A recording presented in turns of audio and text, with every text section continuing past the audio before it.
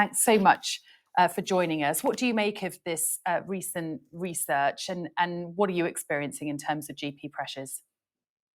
Well, good morning. We're not surprised at our Royal College to read this report from the GMC.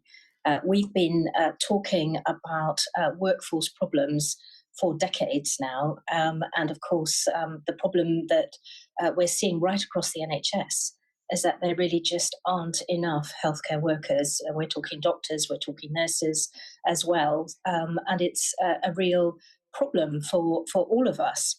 In general practice, we're actually losing GPs faster than they're coming in, through training, because of the burnout from a really excessively high workload, and what is now being called the moral distress of doctors who feel that they're not able to deliver the kind of care for patients that patients deserve and that they've been trained to give. Is this endangering patient safety? This research showed that 62% of GPs found it difficult to provide sufficient patient care. How dangerous is it getting for patients? Well, it's so difficult to say, isn't it? I think that, when you are seeing 50 to 60 to 70 people in a day, and you have less than 10 minutes per person, there is a danger that you won't hear everything that the patient wants to tell you, that you'll miss something because you're in a hurry, and that, patients will have to come back again and again before they get what they need.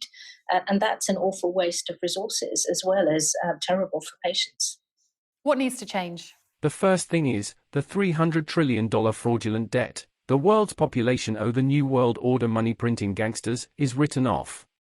The gangsters in governments, corporations, and banks are arrested.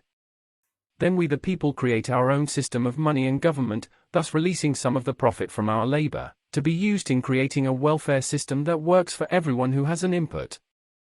And those that choose not to, can choose not to, as everyone would be a free human being.